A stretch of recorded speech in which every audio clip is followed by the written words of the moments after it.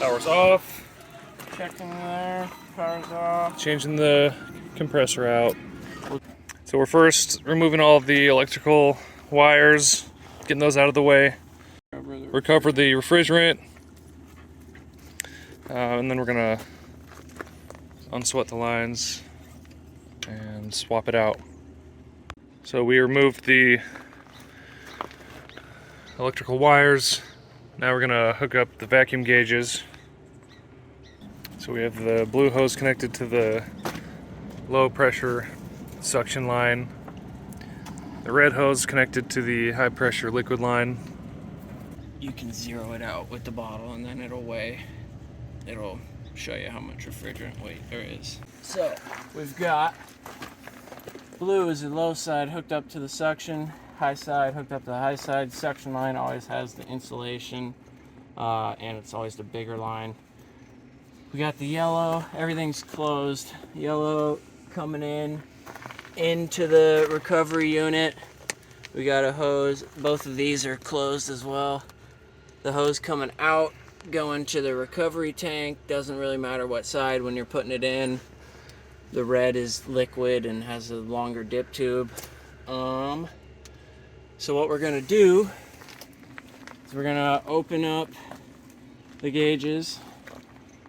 Make sure we're all ready. So open up, close, close, close, close. Open this guy up.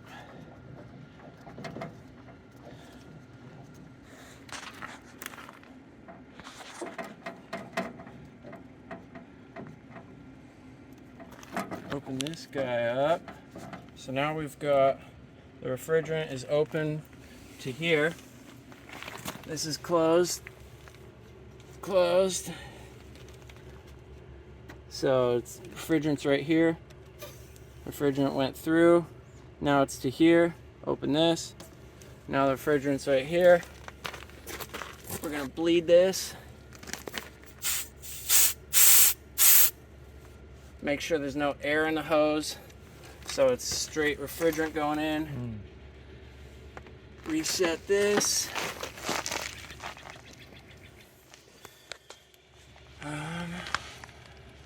This might jiggle and fuck with your weight.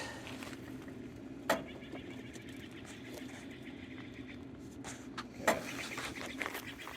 Reset. Refrigerant's here. We're all good. We're gonna open this guy up.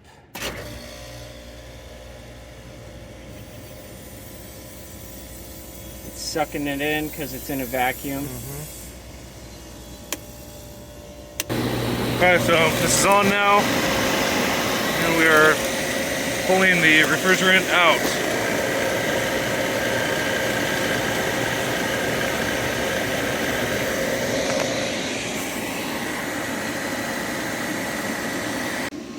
So on the nameplate here it says factory charged with 116 ounces of R22 refrigerant. So we should pull that many ounces out of the system. So we're using the torch because as we're pulling the refrigerant out of the system, it freezes up.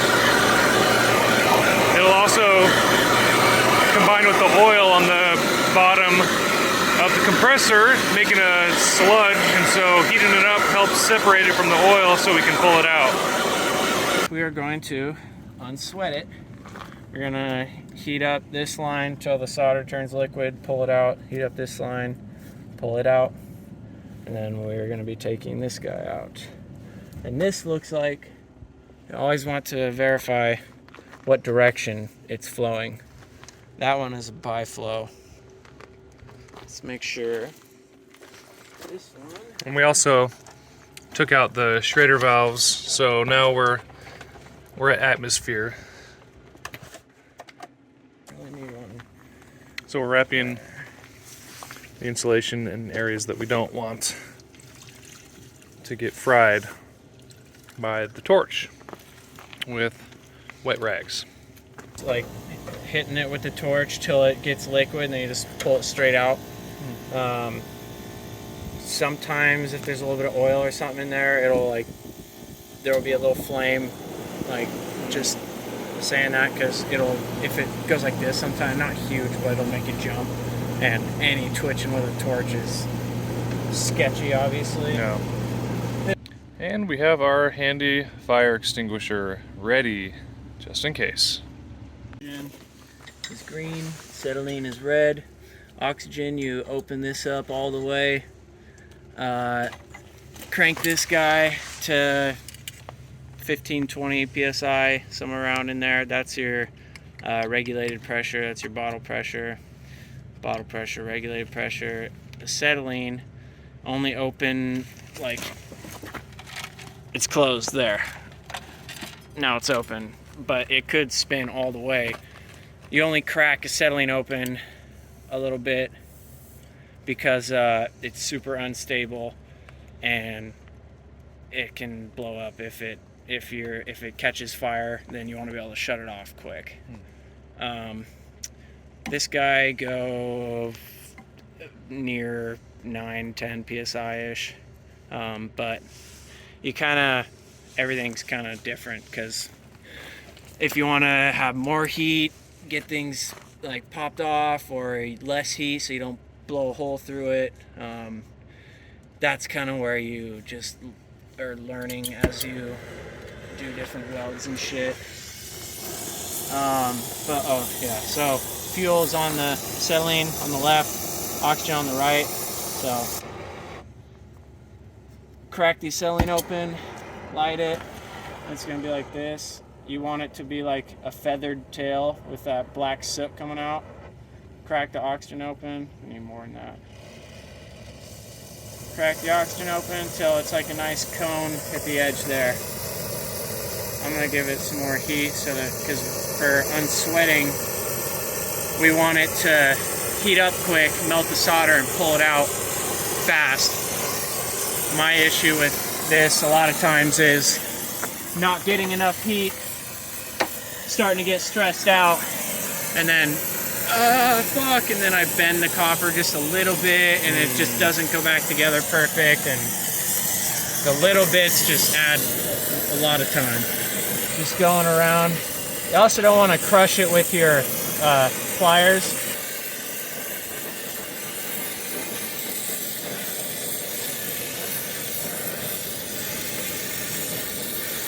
So I'm putting pressure, I'm pulling on it a little bit now, so that when it's all liquid, I mean, it'll come out like that. There it is.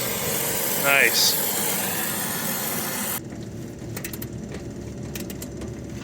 Alright, so the bolts from the old compressor and the rubber stands that you put the compressor on, those fit, but the new rubber piece is too short, so, and the new compressor didn't come with new bolts, so we're going to use the old bolts and old rubber. Compressor is in place, it's screwed down, and we have our pipes here in place. We're just going to solder it together. Filter dryer goes that way. It's nice to be able to have, just unsweat the pipes, push them back in, and they should fit right where they were before. And work it in a little bit more first.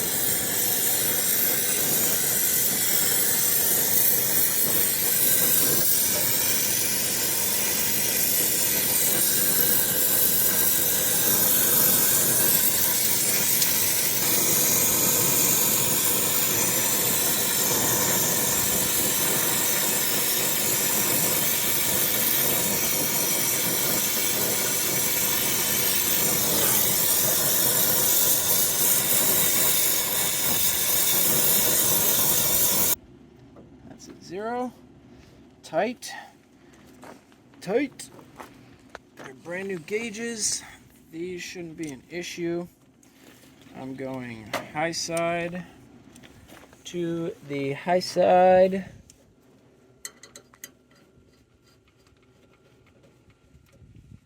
Oh. Low side to the low side, and You may do this sometime when you're doing stuff on your own, and you'll never do it again.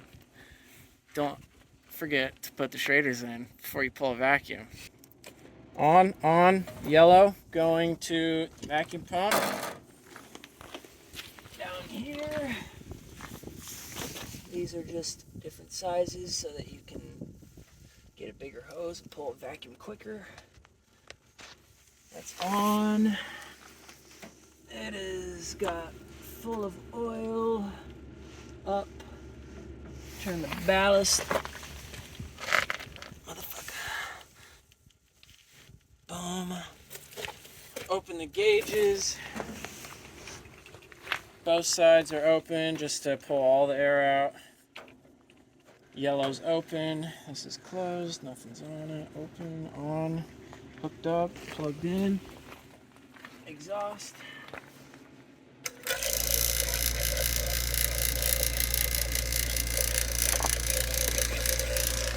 And then it starts sucking.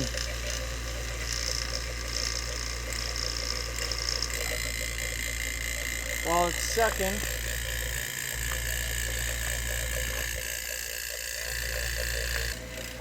plugged.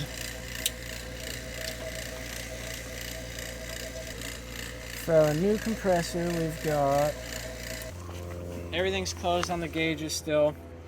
Hooked up the yellow to the bottle. We opened up the bottle, flip it upside down, and put it on the scale. Zero the scale. So the refrigerant is up to here. So what we're gonna do is bleed it so that we get all the air out of the hose. Boom, we got liquid refrigerant that just came out. So now there's no air. We got straight liquid refrigerant up to here. And then we will go, everything's closed. We're gonna go, that's plugged in. That's plugged in. That's all.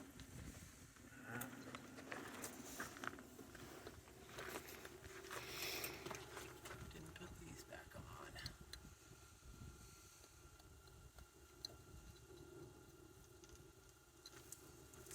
Cool. On. Nothing else is unplugged. We didn't unplug anything. Set.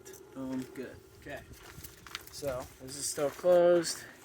We're going to open this guy up, and then we're going to charge it into the high side, put the liquid into the high side until it equalizes, and then turn it on, and we will throttle it into the low side so that we are not sludging the compressor with liquid and then turning it on, and the compressor's not having to compress all that liquid that we just put in there.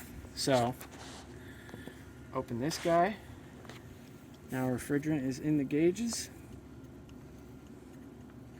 Now open this guy.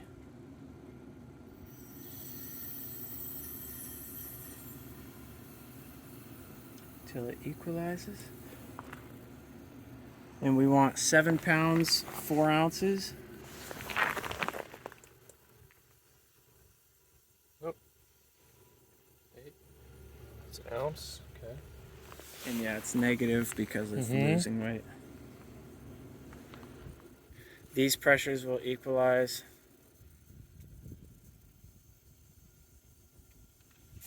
This is open. This is open.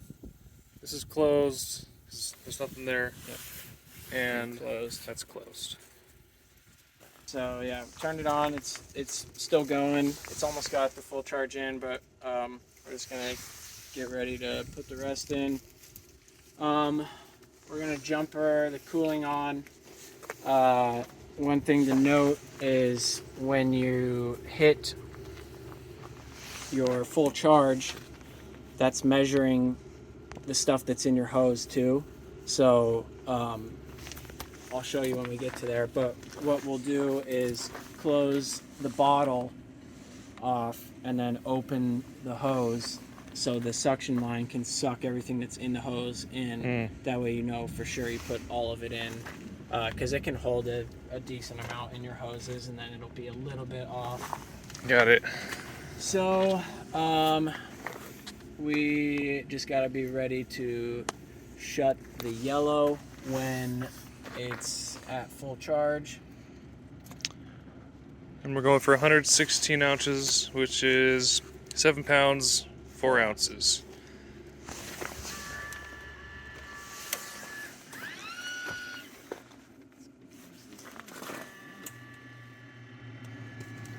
So Jumper into cool.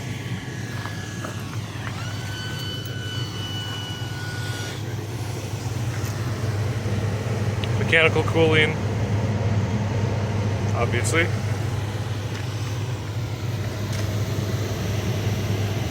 Compressor just kicked on.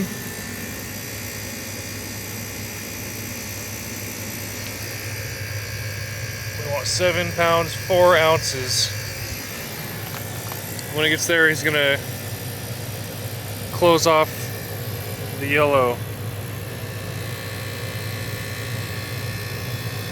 Here, closed here. Everything's all closed, should be in full charge. Close this. Open this. It's gonna suck everything out.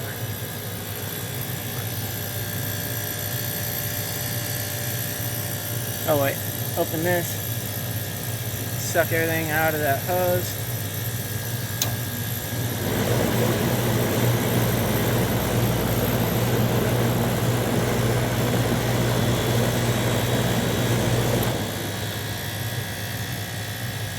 Watch the high side, see where it's going. Going to 250, 275. 275, it's clicking off. We've got 50.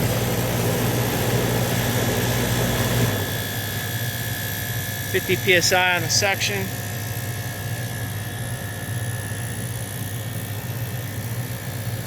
That's hot, that's cold. So this is a PT chart, pressure temperature. It shows you what the temperature is at the pressure. So vapor, on our low side, the vapor, high side is the liquid. PSI, it's called your dew point.